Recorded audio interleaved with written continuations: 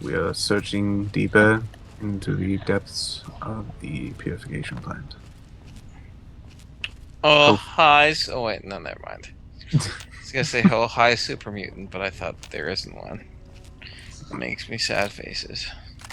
I'm trying to do this now because later down the road you're going to be asked to do something down here. I won't say particularly what.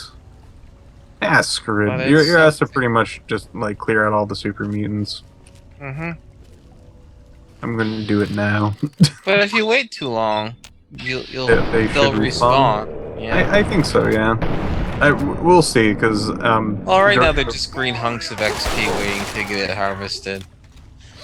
You know yeah. what I was thinking that would be kind of an interesting thing to do with this game. I'm sure people have done it before, but because this game is all about immersion. But the one thing that really kind of breaks immersion for the sake of gameplay, not that I'm arguing against it, Jeez. but what you can carry and how much you can carry and all that stuff. I mean, you can have 30 guns on you, Yeah.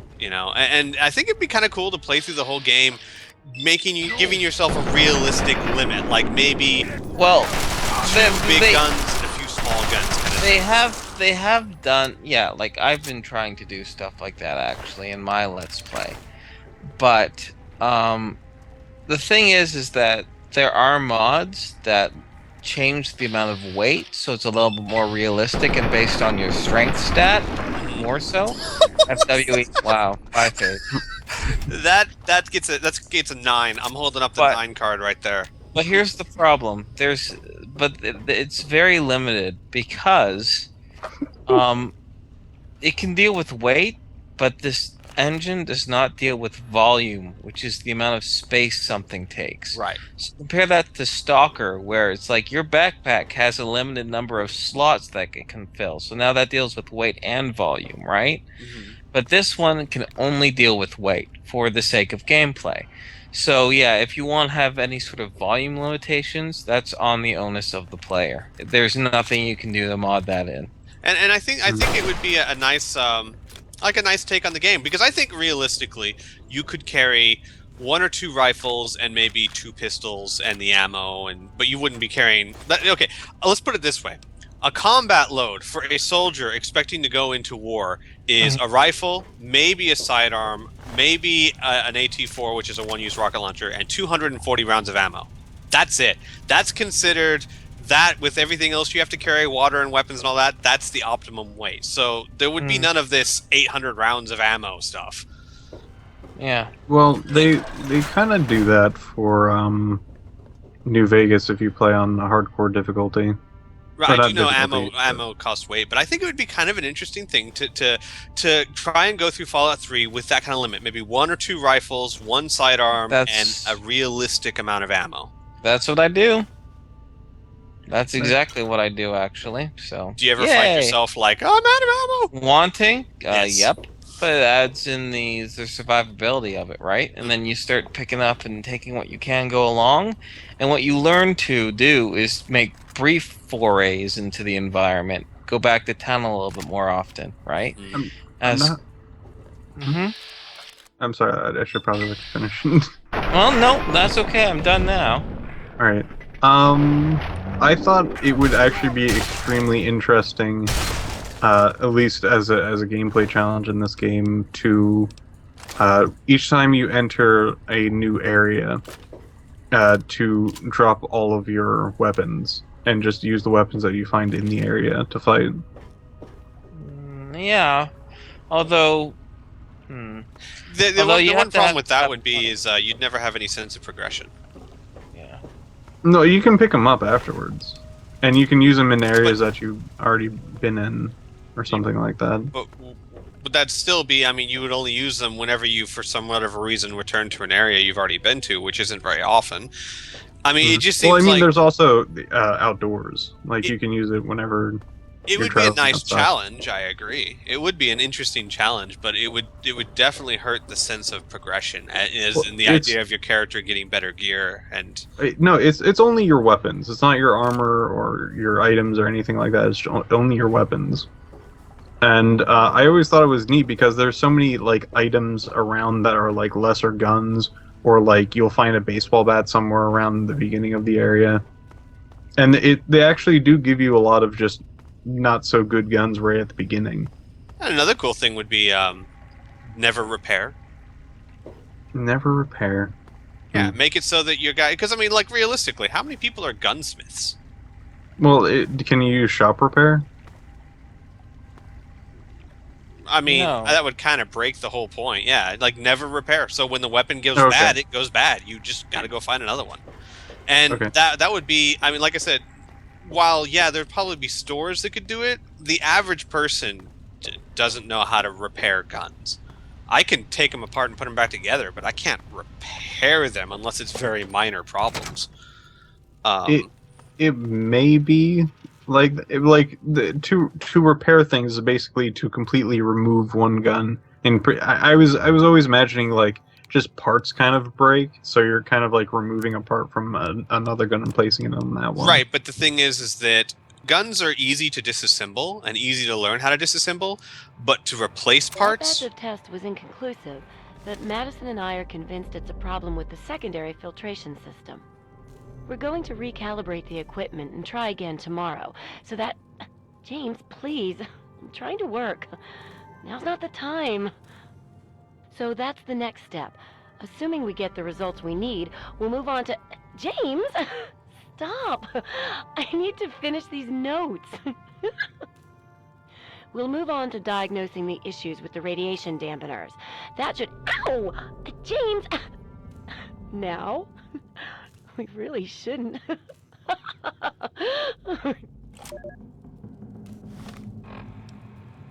Well, here we are again. Project Purity and me. It's been close to 20 years since my last entry, as I left all of this behind to make a life for my son.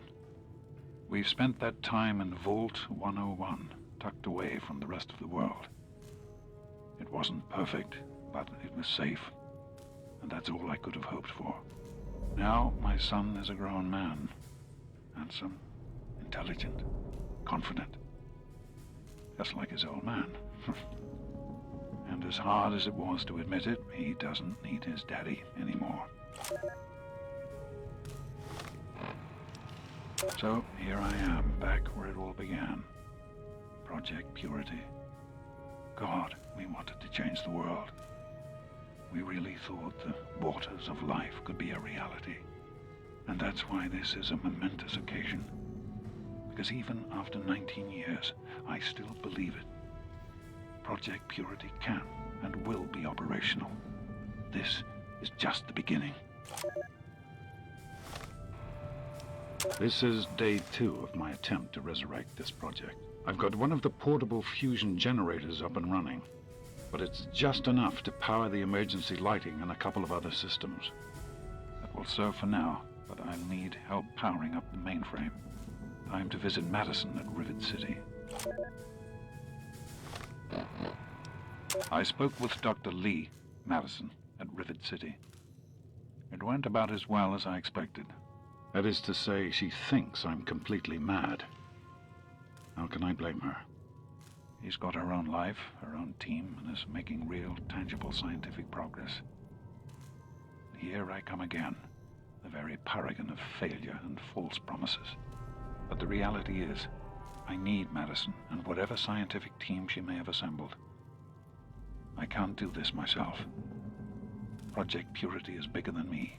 It always was. And without Catherine, God, I can't let this die. Not again. Not like this. I am at a loss. My beloved wife is gone. In her place is my son, small and helpless. As much as this place means to me, as much as it meant to Catherine, this is no place for an infant, especially an infant without his mother. It's time to go. The project was in trouble before, both internally and externally. Progress has come to a halt, both because our recalculations have gotten us nowhere, and because the mutant attacks occur several times a day. I regret that it has come to this. I know that if I leave, our work may come to an end. Madison has never been on the best of terms with the Brotherhood. Aside from Scribe Rothschild, she'll tolerate none of them. If she's the one dealing with them, who knows what will happen? It breaks my heart to go. But I must put the needs of my child before my own.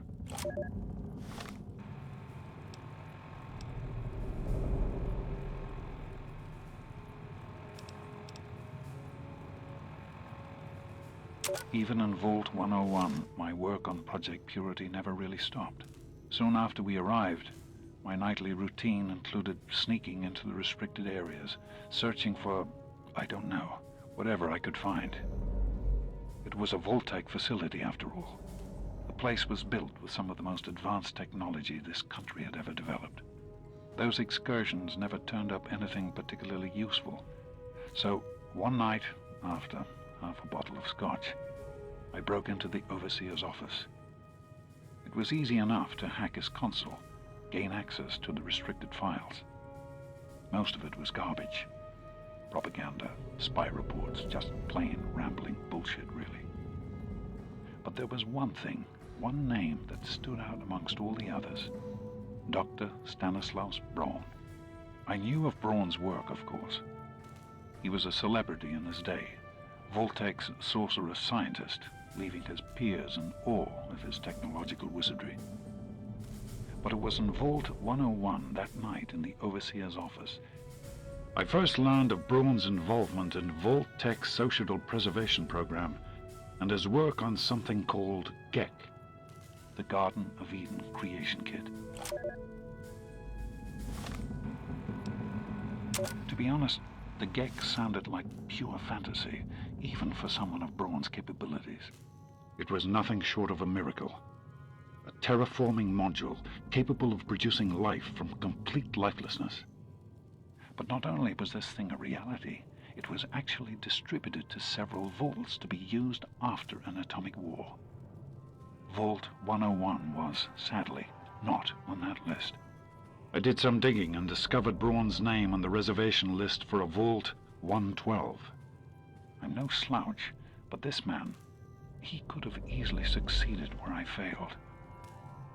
Does his collected knowledge remain within the halls of Vault 112? Journals, holotapes, computer records, maybe even experiments.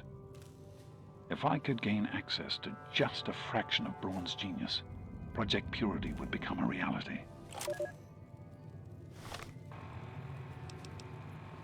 I'm off to Vault 112 to search for anything of Braun's that might help me get this purifier up and running. All I know is that it's west of some place called Evergreen Mills, and it's well hidden in some sort of garage. But I'll find it. I have to. It's so close, but that's the story of Project Purity, isn't it? An eternity of almost theirs. Let's see if Braun has the missing puzzle piece. Never said he was the most And we're back! Yay! Jeez. I guess I should explain this a bit. They were in a small debate before we came back in. Voice acting. Voice acting about debate. that. Yeah. Squeeze said it was really nice to see Liam, like the video games were able to attract big stars like Liam Neeson to take it seriously. Actually, no, just- it was more that Liam Neeson actually thought that video games were worth himself taking seriously. Well, first of all, I would argue that you don't know that. They could have given Liam Neeson a big paycheck, and he's like, okay, yeah, I'll do some voice work. That's so true. So we can't really speak of his motivations, but we can say it is nice to. We can both agree that it's nice to see that video games have developed to a point where it's taken seriously as an expressive narrative art form. My What? counterpoint is as Chaos Wars. Do you have those keys yet? Good riddance. The wasteland is better off without him. Right. You're just a lying bigot like all humans. Bye.